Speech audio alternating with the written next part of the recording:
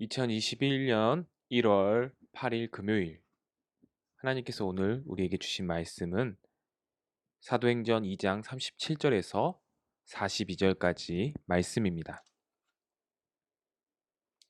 그들이 이 말을 듣고 마음에 찔려 베드로와 다른 사도들에게 물어 이르되, 형제들아, 우리가 어찌할꼬 하거늘. 베드로가 이르되, 너희가 회개하여 각각 예수 그리스도의 이름으로 세례를 받고 죄 사함을 받으라. 그리하면 성령의 선물을 받으리니 이 약속은 너희와 너희 자녀와 모든 먼데 사람 곧 주 우리 하나님이 얼마든지 부르시는 자들에게 하신 것이라 하고, 또 여러 말로 확증하며 권하여 이르되, 너희가 이 패역한 세대에서 구원을 받으라 하니, 그 말을 받은 많은 사람들은 세례를 받음에 이날의 신도의 수가 3천이나 더하더라. 그들이 사도의 가르침을 받아 서로 교제하고 떡을 떼며 오로지 기도하기를 힘쓰니라. 아멘. 복음이 주는 새로운 삶이라는 제목으로 새벽 묵사 함께 나누시도록 하겠습니다. 오늘 우리가 읽은 말씀은 오순절 성령 강림 사건 직후 베드로가 전한 설교, 이 설교를 들은 청중들에 대한 반응에 대하여 묘사하고 있는 본문입니다. 베드로의 설교를 들은 청중 가운데 많은 사람들이 충격을 받고 있는 모습을 우리는 살펴볼 수 있는데요. 37절, 그들이 이 말을 듣고 마음에 찔려 베드로와 다른 사도들에게 물어 이르되, 형제들아, 우리가 어찌할꼬 하거늘. 베드로의 설교를 듣고 있는 사람들이 마음에 찔림을 받았습니다. 그리고 어찌할 바를 모르고 있습니다. 왜 그렇습니까? 베드로의 말이 사실이라면 그들은 하나님이 죽은 자 가운데서 다시 살리신, 그리고 그분과 함께 보좌를 공유하시는 그 메시아를 십자가에 처형하는 일에 자신들이 동참했기 때문입니다. 자신들이 그 메시아를 죽인 장본인이 된 것이죠. 중요한 것은 이들이 베드로의 설교를 사실로 받아들이고 있다는 것입니다. 그래서 마음에 찔리고, 그래서 어찌할 바를 모르고 허둥지둥 되는 것입니다. 우리도 예수 그리스도를 십자가에 못 박은 장본입니다. 그러나 복음을 들을 때 너무 많이 들어서 그런지 내 마음에 찔림이 없고 아무런 느낌이 없습니다. 그러면 이 지금 복음을 사실로 받아들이고 있지 않음을 반증하는 것이 될 수도 있다는 것이죠. 38절, 베드로가 이르되, 너희가 회개하여 각각 예수 그리스도의 이름으로 세례를 받고 죄 사함을 받으라. 그리하면 성령의 선물을 받으리니. 베드로는 지금 충격에 빠져 어찌할 바를 모르는 청중들에게 두 가지 권면을 합니다. 첫 번째는 회개하라. 두 번째는 세례를 받으라는 것입니다. 여기서 회개하라는 유대인들이 예수님을 십자가에 못 박는 일에 가담했음을 회개하는 것, 이 비극적인 죄를 자백하는 것, 예수님을 거부한 사실에 마음이 아픈 것, 또한 예수님에 대한 과거의 태도를 버리고 생각을 바꾸는 것, 마지막으로 예수님을 약속된 메시아이며 부활하고 영광 받으신 주님으로 받아들이는 것을 의미합니다. 회개하라의 이 의미에는 이 많은 의미가 포함되어 있다는 것이죠. 또한 두 번째, 세례를 받으라는 것입니다. 세례받는 것은 죄와 그 죄책에서 그들이 씻겨지는 것을 의미합니다. 세례는 단순히 물에 들어갔다 나오는 것, 물 세례를 받는 것이 아니라, 이렇게 함으로써 전에 예수님을 거부했던 그 일에 대하여 아픈 마음으로 자백하며 회개하며 예수님을 메시아요 영광 받으신 주님으로 믿는 새로운 믿음을 표현한다는 것이죠. 현대의 많은 사람들이 세례는 형식적인 것이라고 무시하는 경향이 있습니다. 하지만 세례는 믿음의 표입니다.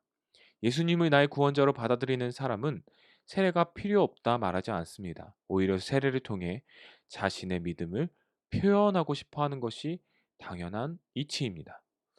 베드로는 이렇게 회개하고 예수님을 믿음으로 세례를 받은 사람이 받게 될 두 가지 약속이 있다고 합니다. 하나는 죄사함이고 또 하나는 성령의 선물을 받게 되는 것입니다. 여기서 죄사함은 상업적이거나 재정적인 의미에서 빚을 탕감해 주는 것으로 사용되는 단어인데요. 이는 예수 그리스도의 십자가 사건으로 인하여 그들이 가지고 있던 모든 죄가 탕감된다는 것을, 그 죄로 인한 모든 형벌이 탕감된다는 것을, 심지어 예수님을 십자가에 못 박은 그 죄마저도 사함을 받는다는 것을 의미합니다. 성령의 선물이라는 것은 예수님께 새로이 헌신한 자들이 새로운 시대, 말세라고 하죠. 종말의 시대, 마지막 기간에 주어질 메시아를 통한 하나님의 구원의 계획, 그 계획의 혜택을 누린다는 것입니다. 특히 예수님이 부어주시는 하나님의 영, 무엇입니까? 성령이죠. 성령은 죄악된 인간의 삶, 모든 부분을 정화시키시며 또한 변화시키시며 주의 사람으로 살아가는, 하나님의 사람으로 살아가는 능력과 힘을 부어주시는 원동력이 된다는 것입니다. 성령의 선물은 이러한 것이라는 것이죠. 그러므로 예수님을 믿고 죄사함 받은 우리 모든 신약 백성들은 날마다 이 변화를 경험할 수 있으며 성령께서 주시는 힘으로 모든 어려움과 고난을 넉넉히 이겨내고 감당할 수 있게 되는 것입니다. 41절, 42절에 사도행전의 기자는 누가는 이러한 죄사함과 성령의 선물을 받은 공동체가 어떠한 일이 일어나는지 그 결과에 대해서 우리에게 보여주고 있습니다. 먼저 세례를 받는 사람의 수가 3천이나 된다는 것입니다. 예수님을 나의 구주로 영접하는 사람들이 폭발적으로 늘어나게 된다는 것이죠.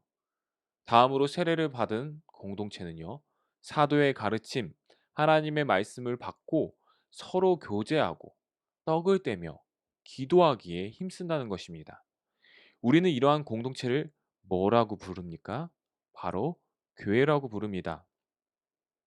오늘 사도행전 말씀을 통해 우리는 참된 교회의 모습을 살펴볼 수 있습니다. 참된 교회의 모습은 복음에 반응하는 교회입니다. 복음이 우리의 삶에 들어올 때 그 복음은 어쩌면 우리의 삶과 충돌할 수 있습니다. 충돌할 수밖에 없습니다. 그럴 때 우리는 선택할 수 있습니다. 그 복음에 내 삶을 맞추느냐, 아니면 내 삶에 그 복음을 끼워 맞추느냐. 복음을 내 삶에 맞추는 것은요, 내 삶에 아무런 변화가 없다는 것을 뜻합니다. 그러나 복음이 내 삶과 충돌하여 내 삶을 갈고 닦고 깎아서 복음에 내 삶을 맞추게 될 때 우리는 참된 그리스도인으로 변화되며, 그러한 사람이 많아질 때 사도행전에 나오는 진정한 참된 교회의 모습으로 우리가 변화될 수 있다는 것입니다. 바라기는 우리 연희교회 모든 성도님들의 삶에 복음과 복음과의 충돌이 있기를 소원합니다. 그것은 힘든 일이 될 수도 있습니다. 그러나 복음에 내 삶을 맞추어 간다면 진정한 회개와 믿음의 고백이 생기며 죄사함과 성령의 선물이, 그리고 우리의 삶이 날마다 그리스도 예수를 닮아가는 삶으로 변화된다는 사실을 여러분들이 기억했으면 좋겠습니다. 그래하여 날마다 복음에 반응하는 삶, 날마다 복음에 반응하는 우리 연희교회가 되기를 주님의 이름으로 간절히 소망합니다. 기도하겠습니다. 하나님, 예수 그리스도의 복음이 우리의 삶에 날마다 새롭게 다가올 수 있도록 도와주시옵소서. 우리의 마음이 너무 무뎌졌습니다. 우리의 귀에 살이 너무 쪘습니다. 복음이 들리지가 않습니다. 식상하게 들립니다. 우리가 복음을 진정으로 받고 그것을 깊이 생각하지 않기 때문인 것 같습니다. 주님, 다시 한번 복음으로 돌아가는 우리의 삶이 되게 하여 주시옵소서. 그리하여 그 예수 그리스도의 복음을 나의 삶에 껴맞추는 것이 아니라 나의 삶을 그 예수 그리스도의 복음으로 맞춰 사는, 똑같은 삶이 아니라 날마다 새로워지고 예수님을 닮아가는 그런 삶을 살게 하여 주시옵소서.